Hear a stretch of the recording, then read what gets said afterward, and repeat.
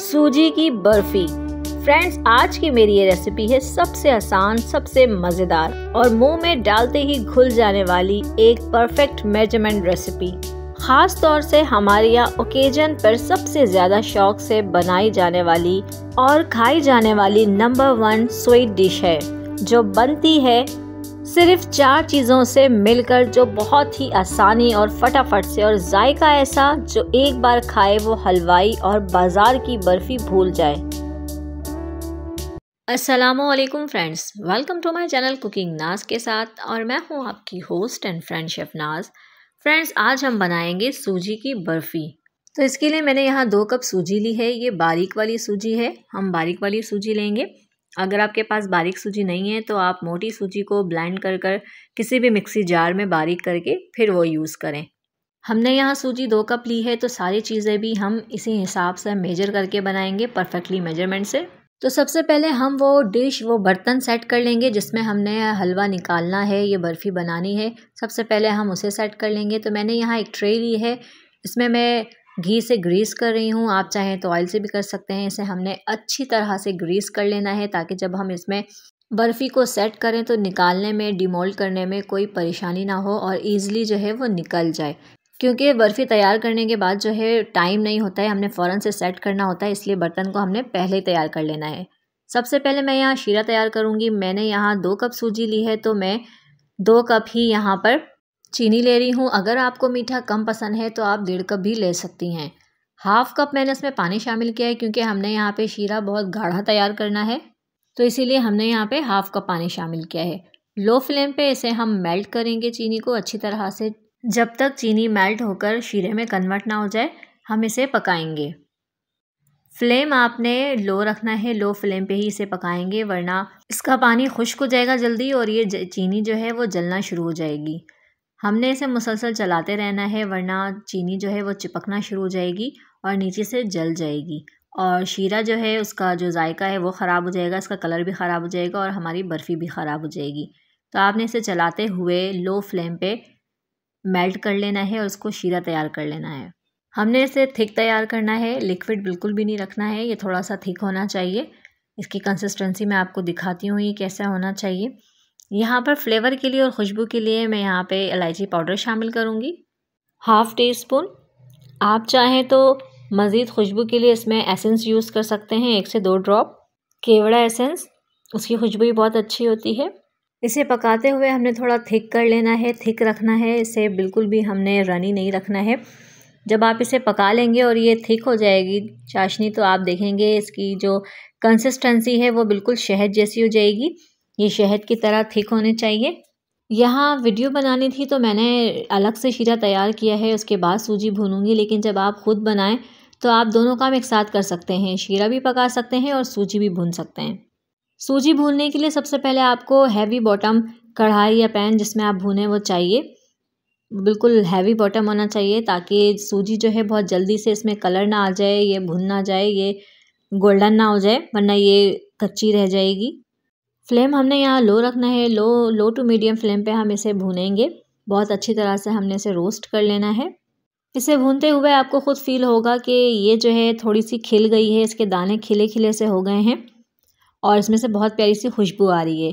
तब हम यहाँ पर सूजी को एक साइड में कर लेंगे कढ़ाई के, और दूसरी साइड पे हम शामिल करेंगे घी। हमने यहाँ पे डालडा घी लिया है 1/2 कप। अगर आपके पास देसी घी है तो आप उसमें भी बना सकते हैं। और इसी घी में थोड़े से कटे हुए पिस्ता और बादाम शामिल करूँगी। आप अपने पसंद के कोई भी ड्राई फ्रूट इसमें शामिल कर सकते हैं जो आपको पसंद हो। थोड़ा सा इसे भूनूंगी घी में। उसके बाद हम इन सारी चीज़ों को सूजी में मिक्स कर देंगे और साथ ही सबको भूनेंगे। अच्छी तरह से हमने भूनना है, बहुत प्यारी सी खुशबू आने तक और इसका गोल्डन गोल्डन सा कलर होने तक। इसे हमने बिल्कुल भी ओवर कुक नहीं करना है, जलाना नहीं है। इसकी प्यारी सी खुशबू आ जाए, इसका हल्का हल्का सा कलर गोल्डन होना शुरू हो जाए, हम इसे इतना भूनेंगे। फ्रेंड्स, हम यहाँ सूजी की बर्फ़ी बना रहे हैं, तो इसमें एक बहुत ही इम्पॉर्टेंट इंग्रेडिएंट शामिल करेंगे। यहाँ मैंने डेसिकेटेड कोकोनट शामिल किया है 1/2 कप, और 1/2 कप ही मैंने यहाँ पर मिल्क पाउडर शामिल किया है। यकीन करें, इससे आपकी बर्फ़ी इतनी ज़बरदस्त बनेगी, इतनी ज़बरदस्त बनेगी कि आप ख़ुद हैरान रह जाएंगी कि ये आपने बनाई है। बिल्कुल ऐसा लगेगा जैसे आपने हलवाई से मंगवाई है। फ्रेंड्स, आप इसे बनाकर महीना भर स्टोर भी कर सकते हैं, ये बिल्कुल ख़राब नहीं होगी। और जब आप इस तरह से बर्फ़ी बनाएंगी तो इसका जो क्रीमी फ्लेवर है, जो इसका जायका है, वो इतना डिफरेंट होगा और इतना ज़बरदस्त होगा कि आपके बच्चे आपसे मांग मांग कर खाएंगे।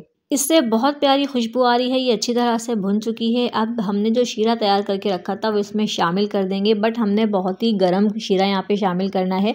अगर बनाने के बाद कुछ देर रखती हैं आप, ठंडा हो जाता है शीरा, तो आप उसे दोबारा गर्म करके फिर इसमें शामिल करें।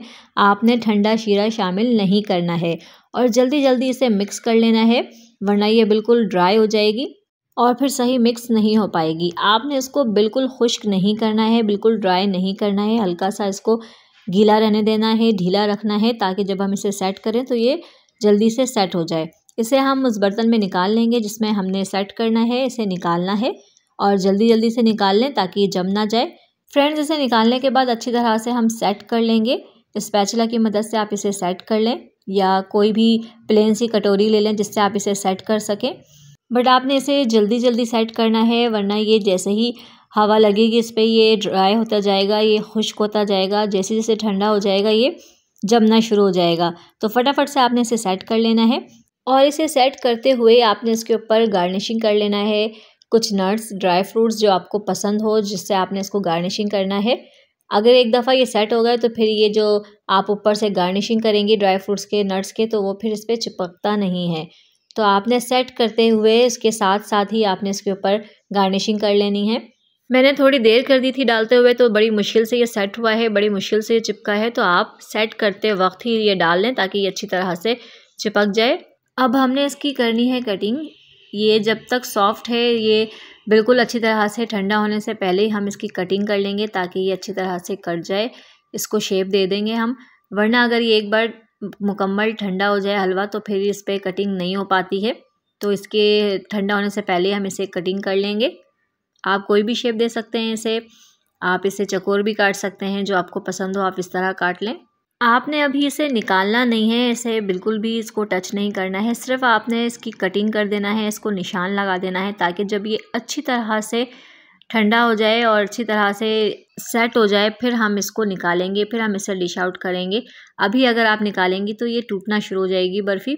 तो अभी आपने सिर्फ इसकी कटिंग करनी है और उसको ऐसे ही रख देना है, क्योंकि मुकम्मल ठंडा होने के बाद फिर हम इसकी कटिंग नहीं कर पाएंगे, ये हार्ड हो जाती है बर्फ़ी। फ्रेंड्स, आप इसे 2 से 3 घंटे के लिए या कम से कम 1 घंटे के लिए रख दें ताकि ये अच्छी तरह से सेट हो जाए। जब हम इसे निकालें, डिमोल्ड करें, तो ये बिल्कुल भी ना टूटे और आसानी से निकल जाए। तो देखिए फ्रेंड्स, तकरीबन 2 से ढाई घंटे हो गए हैं, ये अच्छी तरह से सेट हो चुका है। मैं आपको निकाल कर दिखाऊंगी कि ये कितनी अच्छी तरह से जम चुकी है बर्फ़ी, और हार्ड बिल्कुल भी नहीं है। ऐसा नहीं है कि ये पत्थर जैसी हो गई है।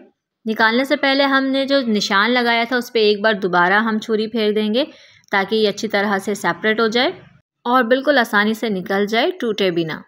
तो फ्रेंड्स, अगर आपको मेरी वीडियो पसंद आए तो इसे ज़रूर लाइक कर दिया करें। मेरी वीडियो को अपने फ्रेंड्स एंड फैमिली में शेयर भी कर दिया करें ताकि वो भी इससे फ़ायदा उठा सकें। और मेरे वो व्यूवर्स जो मेरे चैनल पर नए हैं, उन्होंने मुझे अभी तक सब्सक्राइब नहीं किया है, तो मुझे जल्दी से सब्सक्राइब कर दें और साथ ही बेल आइकन को भी प्रेस कर दें ताकि मेरी हर नए आने वाली वीडियो की नोटिफिकेशन सबसे पहले आप तक पहुंचे, वो भी बिल्कुल फ्री में। तो माशाल्लाह से फ्रेंड्स, अल्हम्दुलिल्लाह अल्हम्दुलिल्लाह, देखें कितनी ज़बरदस्त बर्फ़ी बनी है। ये बहुत ही ज़बरदस्त क्रीमी टेक्सचर और क्रीमी टेस्ट की बनी है। इसका जो टेस्ट है वो बहुत ही ज़बरदस्त, बहुत ही क्रीमी, बहुत ही शानदार है। आपने इसे एक बार ज़रूर ट्राई करना है और मुझे कमेंट करके ज़रूर बताना है कि आपसे ये बर्फ़ी कैसी बनी और आपको कैसी लगी। इसे सर्व करने से पहले डिश आउट कर लें, अच्छी तरह से प्रेजेंट करें ताकि खाने के साथ साथ देखने में भी ये बहुत ही अच्छी लगे, बहुत ही ज़बरदस्त। तो इसे ज़रूर ज़रूर ज़रूर ट्राई करें, एंजॉय करें और मुझे अपनी दुआओं में याद रखें।